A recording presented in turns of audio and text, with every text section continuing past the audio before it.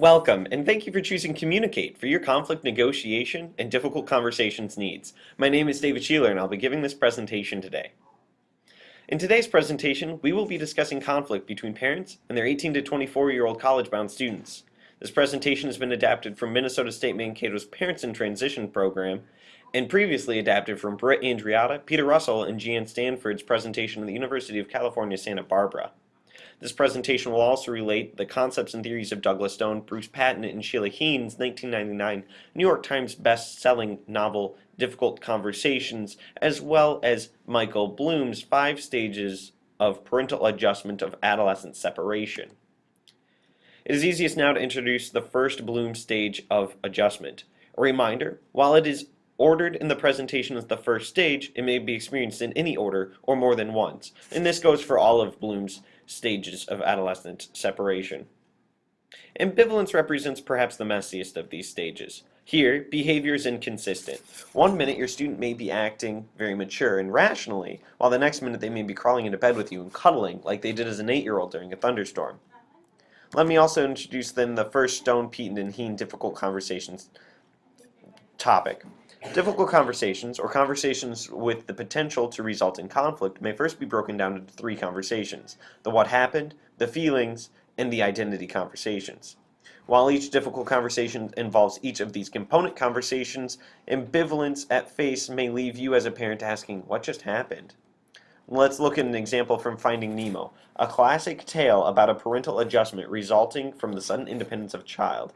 And for the sake of time, we will be jumping ahead.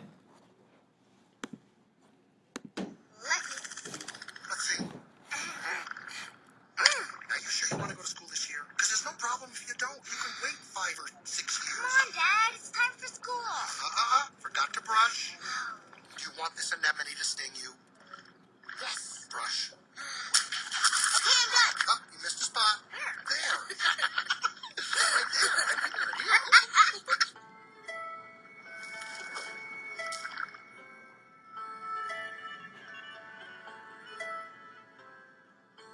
All right, we're excited. First day of school, here we go. We're ready to learn, to get some knowledge. Now, what's the one thing we have to remember about the ocean? It's not safe. That's my boy. So, first, we check to see that the coast is clear. We go out and back in. And then we go out and back in. And then one more time, out and back in. And sometimes, if you want to do it one more time. Dad. All right, come on, boy. Let us examine the what happened conversation closer. While not stated, it may be felt that Marlin believed Nemo was not ready or prepared to act independently yet. But is Marlin's assumption of Nemo's readiness a correct one? Stone, Patton, and Heen suggest this question of the validity of an assumed claim may be one of the earliest causes of a difficult conversation. Without spoiling the movie, it may be seen that Nemo was in fact ready for his independence. Conflict may be avoided in this stage by focusing on creating a learning conversation. Take time to explore your student's perception of the difficult conversation with genuine curiosity. While you have the experience which may answer many of the potential concerns, such as Marlin's experience previously with ocean predators, your student may not share those experiences, nor may those experiences prove consistently relevant. Recall, for example, Martin's run-in with what he presumed to be predatorial sea turtles. Notice also, however, if your student does not share your concerns, which you have grounded in a shared experience, that your student may notice or have noticed that shared experience differently than you. Take time to learn about the perceptive differences between you and your student. Learn about the way that these affect the differences have on the creation of meaning in a conversation. Let us move forward now to Bloom's next stage of adolescent adjustment: cognitive separation. During this stage, your student may be arguing excessively with you. Fortunately and unfortunately, as adults, this is where we spend the least amount of time. This stage represents the formation of self for your student, a sense that we already well have established. Here's an example from the 2000 20th Century Fox film Anywhere But Here. My mother made an amazing amount of noise when she ate her food. Sometimes I just couldn't stand her. I know what is best for you because I am your mother. I'm not going to see your future as some nothing girl in nothing town. I have a job teaching in the Los Angeles school system. You don't have a job in the Los Angeles school district. I have an interview and a great outfit. Sweetie, are you all right? I miss everyone in Bay City so much. I miss Wisconsin. Baby, nobody misses Wisconsin. All I wanted was an ordinary life. Did they throw out that furniture? Is that garbage? But living with my mother, Oh, honey, let me help you. Here, nuts, let go. Don't scratch the car. that would never happen. Do you think, darling, is it too much? She's crazy. Now that we're in Beverly Hills, maybe you should change your name to Heather. They look like they're going to the beach. The intelligent girls are inside. What kept me going was knowing that one day I would leave her. Wild thing. And if he asks you out again, I hope you'll go. You might have fun. He is not my type. I'm not asking you to even sleep with him. Oh, thank you. You run good. You got good form. Why do you run with a book? You want to feel my pulse? It's beating really fast. Not now, Peter. Boom, boom, boom, boom, boom, boom, boom, boom. You're not having sex with anybody, are you? But just because she gave me life doesn't mean she's gonna let me have one. Notice that while we suggested as adults have established our sense of self, a supposedly grounding sense, we notice Susan Sarandon acting what would normally be referred to an ungrounded behavior. The truth of the matter is that while your student may be cognitively separated from you, over the course of the last 18 to 24 years, you have dedicated a portion of your own identity to them. This separation is quite literally calling into question a portion of yourself.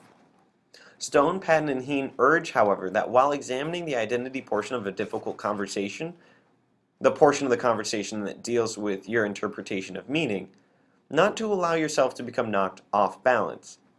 Understand that your identity is complex and avoid falling into what is known as a vulnerable identity. These vulnerable identities include denial of identity harming information or exaggerating to a yes or no and flip-flopping when you do accept identity information. Bloom's third stage of adolescent adjustment, emotional separation, pairs nicely with Stone, Patton, and Heen's feelings conversation, as may be expected. Before I explain this stage, let's see a clip from The Out-of-Towners with Steve Martin and Goldie Hawn in 1999. So I guess this is it. Give your mother a big hug. She's very fragile today. Daddy's a wreck, okay? So make sure you call him. After 24 years of marriage, Henry and Nancy Clark were finally on their own. This is fantastic. Alone in the house. The feelings conversation stresses that in order to avoid conflict and difficult conversation with your student, to accept the emotions that you are feeling. In difficult conversations, the quote, "have your emotions or they will have you," shows this concept. While you may encourage your students to do the same, remember they may be in a stage of adolescent adjustment, which is not perceptive to such encouragement. Along with exploring the true depth of your own emotions, as well as attempting to understand their origins, give validity to your students' emotions. As much reason as you may find in yours, they may find in theirs.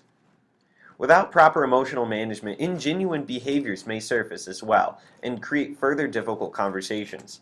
Think of the cool parents or the friendly parents who may actually be suppressing their complex and conflicting emotions.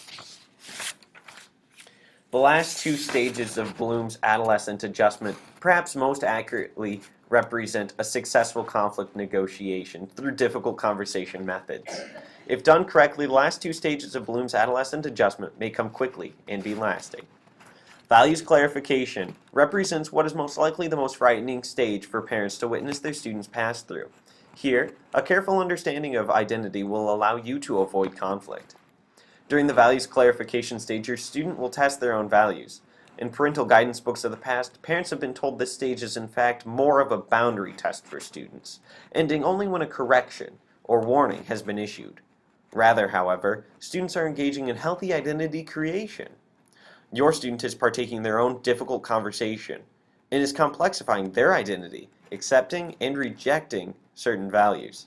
Again, while you have invested both time and energy into establishing values within your student, be careful not to define your emotions through the conflict which may emerge when some of these values come into question.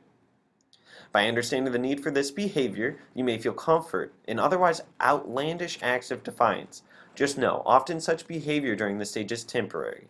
In the case that you do have a genuine concern, though, please do reach out. And lastly, the fifth stage of adolescent adjustment as described by Michael Bloom, a new relationship. Remember, this represents for most of us an ideal end product, and students may move in and out of this stage, or very well may even begin at this stage. Let's take a look at Father of the Bride, another Steve Martin movie, from Touchstone Pictures, 1991.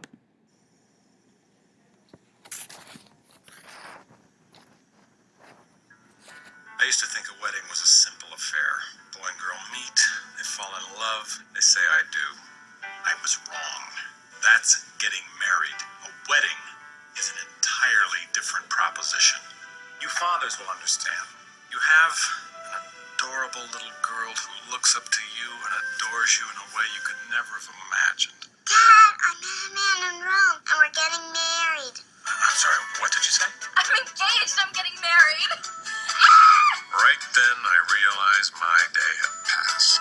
Annie, it's a little nippy out. You might want to put on a Dad, sweater. it's okay. I'm kind of warm. So there's a chill in the air, and you've been on a plane. Dad, I'm fine. Annie, it is kind of cold out. It is? Yeah. All right, thanks. I'll get my jacket.